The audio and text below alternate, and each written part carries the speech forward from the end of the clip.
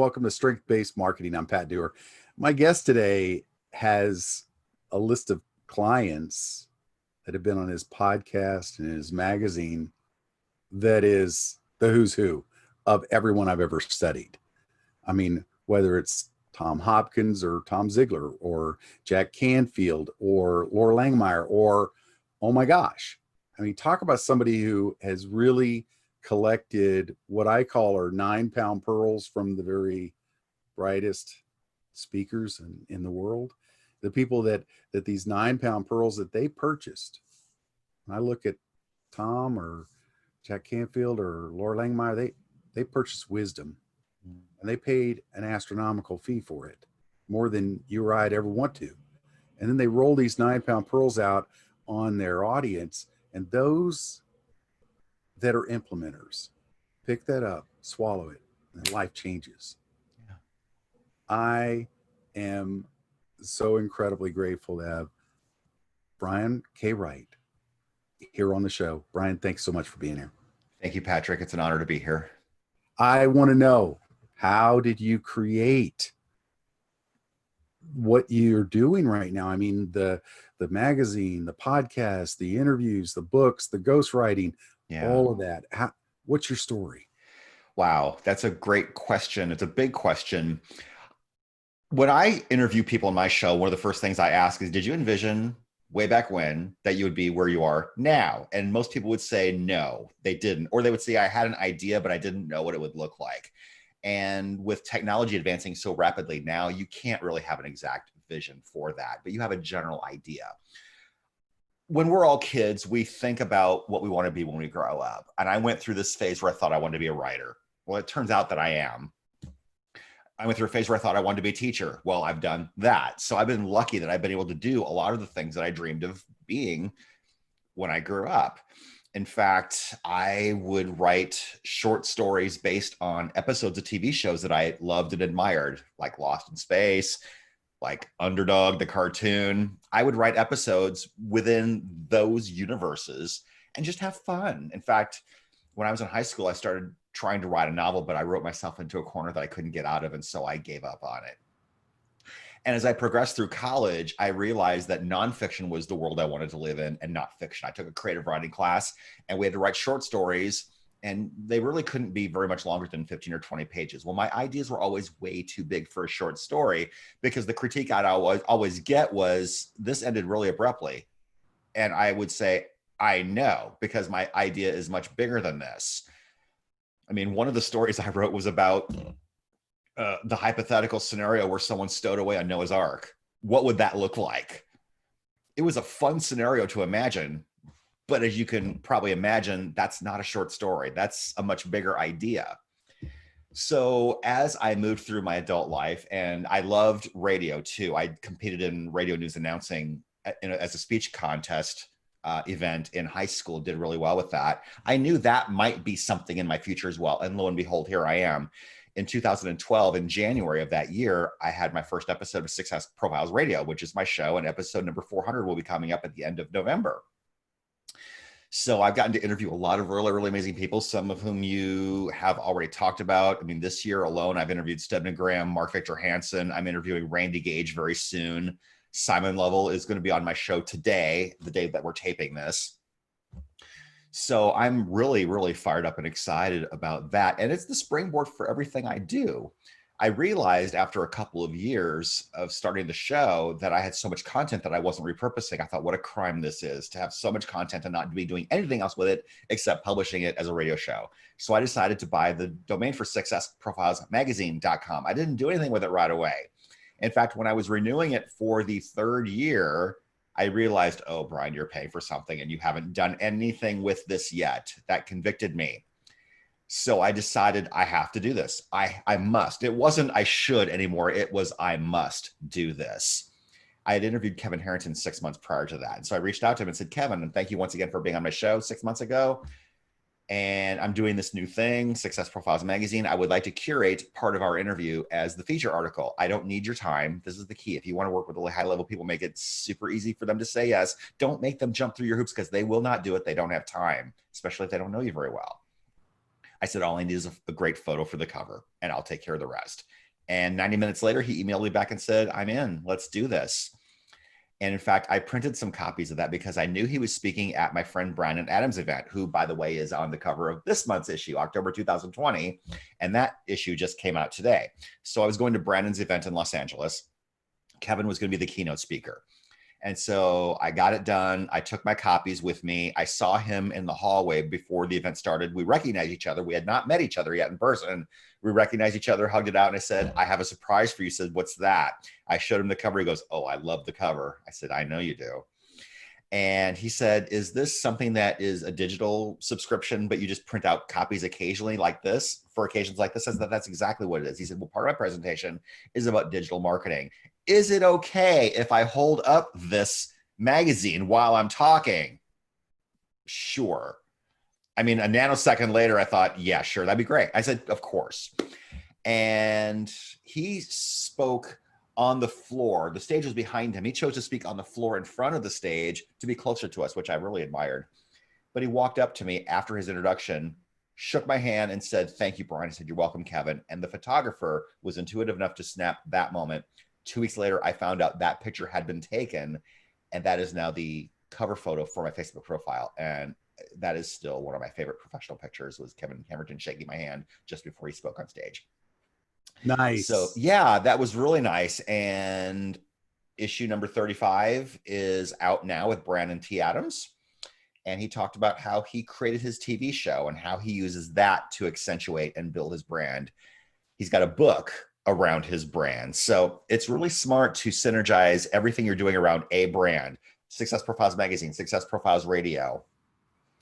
So that's what I'm doing. And then I have a live event on October 20th and 29th called Authorpreneur Live, which is based around my goal to help people write, market, and leverage their book to create an advantage in their business. And Terry Levine, who you spoke about earlier, is one of my speakers. And that'll be October 20th and 29th. Authorpreneurlive.com is where you can register for free.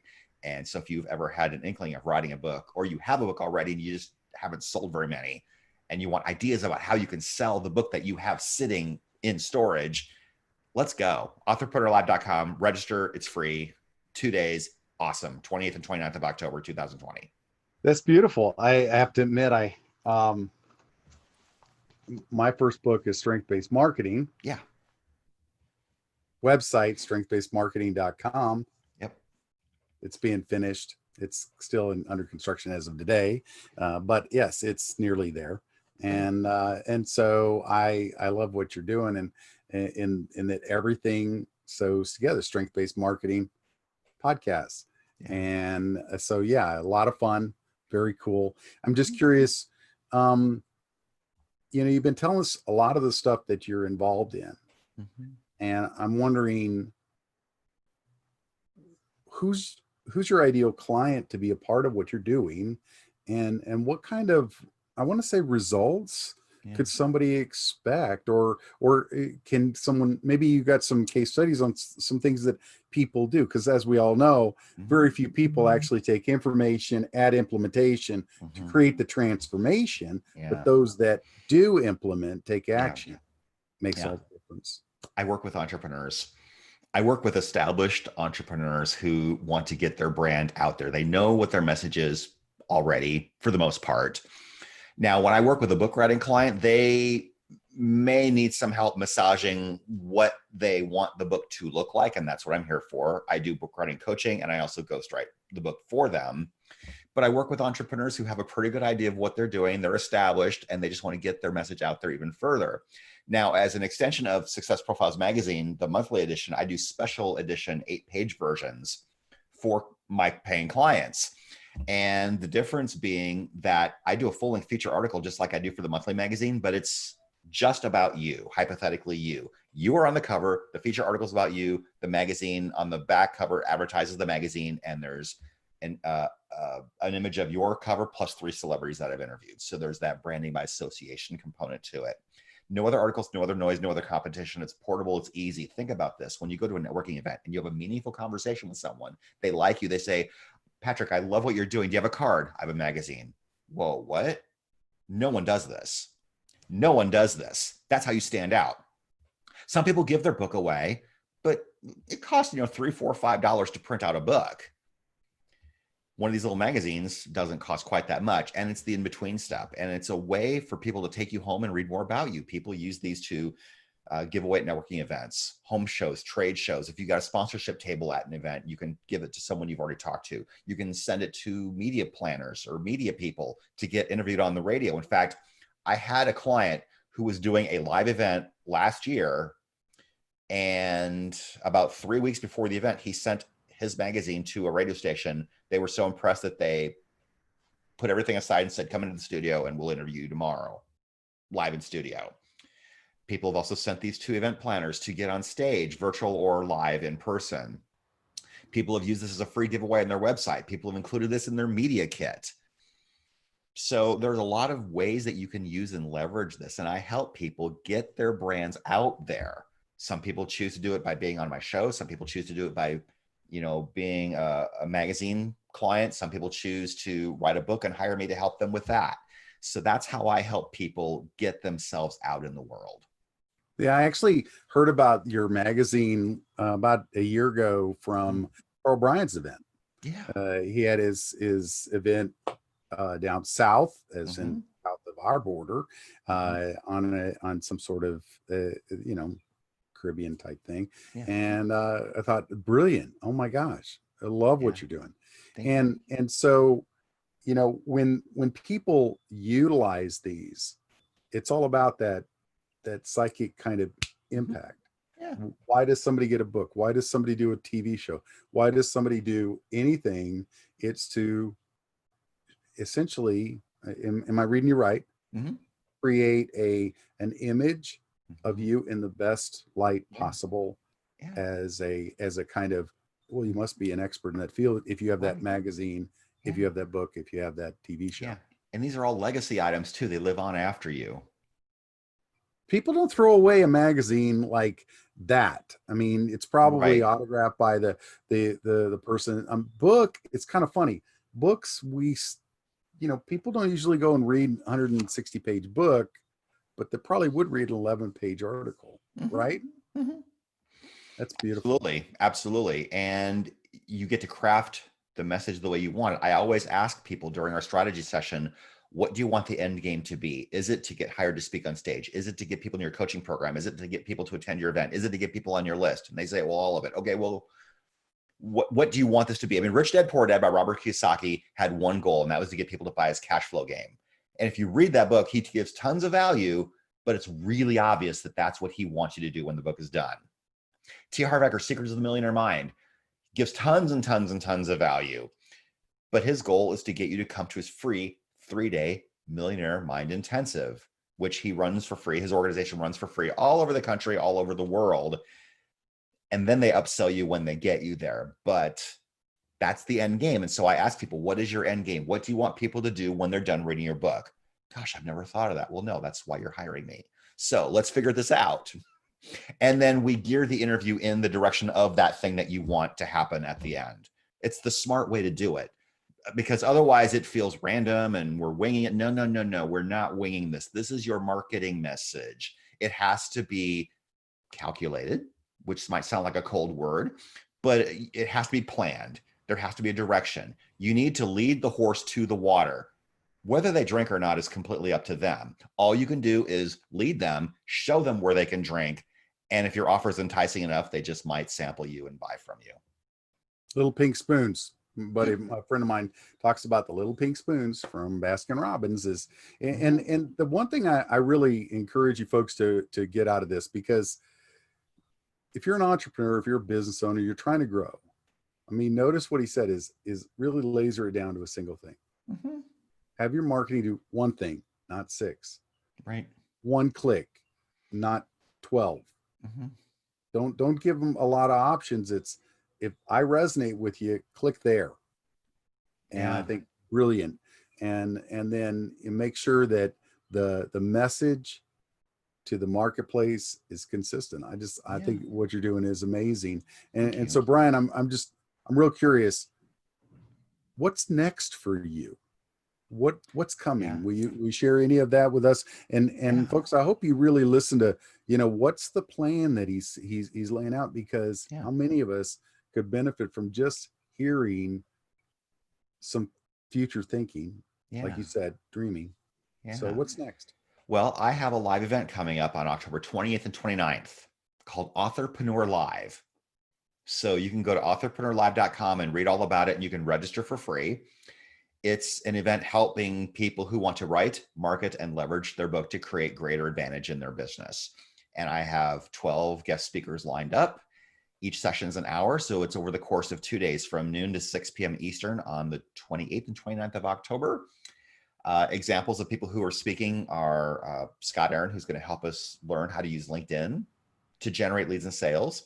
Terry Levine is going to talk to us about how to crowdfund and crowdsource your book to find a publisher, which she did.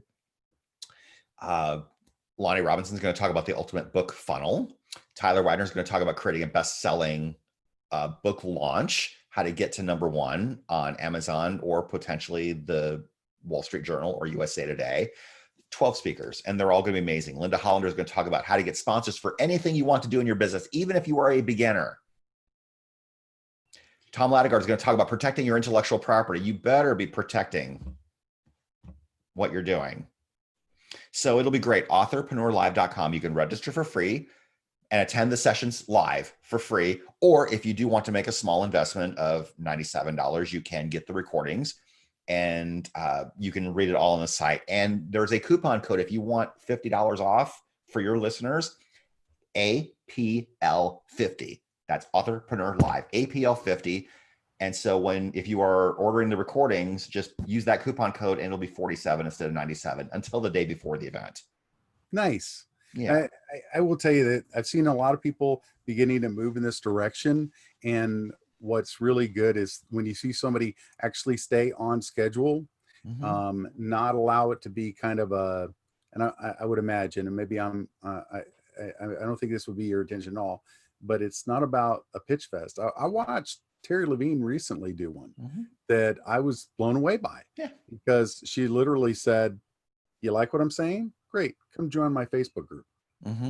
She didn't sell anything. Right. Because I understand Terry's, the rest of the equation is, hey, if you join, you like me, you want to know more, again, they can step forward and step in at a higher level. As we kind of wrap the show, I just want to make sure, are there 3 action tips that you would tell somebody to do right now to really grow their business and maybe get to know you better, other than the event? Yeah. To grow your business, I would say pick a platform and get really good at it. I started with radio.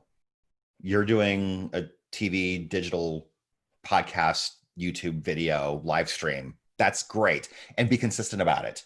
So pick a platform and be really, really good about it. Number 2, know where you want to lead people. What problem are you solving in the marketplace, and how can you solve that problem? That's always super, super, super important. And be consistent, which I already sort of mentioned with the other one. So those are your 3. Pick a platform and get really good at it. Know who you're serving, what your problem is that you're solving. And 3, be very consistent about helping people. Be consistent with your customer service. Be consistent with producing the thing that you said you're going to do. Be consistent with your marketing and your message, and be consistent with relationships. Every message you send to someone does not have to be about your business. Oh, Jesus, take me home now. Please be a friend. Have people get to know you. Be genuinely interested in who other people are.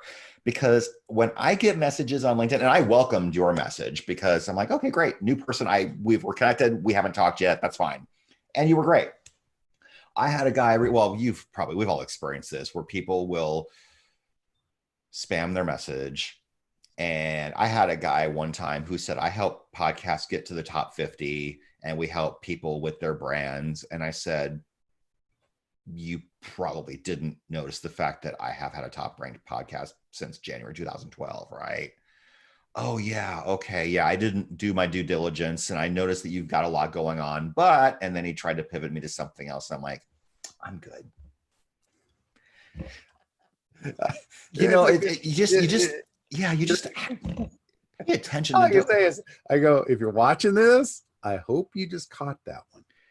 Yeah, I mean, don't spray and pray. Actually, look at someone's profile and see if someone is already doing the thing that you're selling.